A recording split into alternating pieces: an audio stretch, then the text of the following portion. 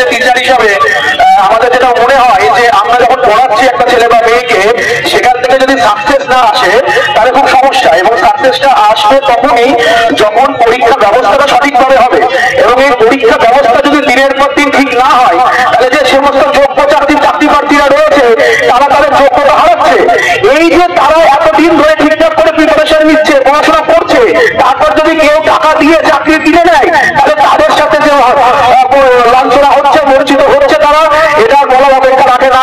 আমরা চাই সিবিটির মাধ্যমে এক্সাম হোক। যখন সেন্ট্রাল গভর্নমেন্টের বিভিন্ন রকম এক্সাম হচ্ছে, সেখানে কেন আজকে ওয়েস্ট বেঙ্গল যুগে দাঁড়িয়ে আমরা সিবিটি এক্সামের কথা ভাবতে পারছি না? যারা জিডির পরীক্ষা দিচ্ছে, যারা আরবিএফ এর পরীক্ষা দিচ্ছে, তারা ভাবতেই পারছে না যে আজকের দিনে দাঁড়িয়ে এখানে আন্দোলন করা যায়। কারণ পরীক্ষা ব্যবস্থা নিয়ে এসএসসি বা রেলের সেই অর্থে কোনো অভিযোগ নেই, কিন্তু কেন বারবার করে পুলিশ রিক্রুটমেন্ট বোর্ডকে নিয়ে অভিযোগ হবে? তাই জন্য সিবিটি এক্সাম অতি দ্রুত, এটা প্রয়োজন আছে, আজ নয়তো কাল, অনলাইনে ভবিষ্যৎ, এবং এই ভবিষ্যতের কথা যদি আমরা বুঝতে না পারি তাহলে কিন্তু আমাদের সর্বনাশ। কারণ আলটিমেটলি লিক হয়ে যাওয়া চাকাকে দীর্ঘদিন বারবার ছাড়িয়ে নিয়ে গিয়ে লাভ নেই, চাকাটাকে পরিবর্তন করতে হবে। কারণ এই পরিবর্তন না হলে, পুলিশের পরীক্ষা ব্যবস্থা পরিবর্তন না হলে কি হতে পারে সেটা আমরা দেখেছি, অতীতের সময়ও দেখেছি, বিভিন্ন রিক্রুটমেন্টে দেখেছি।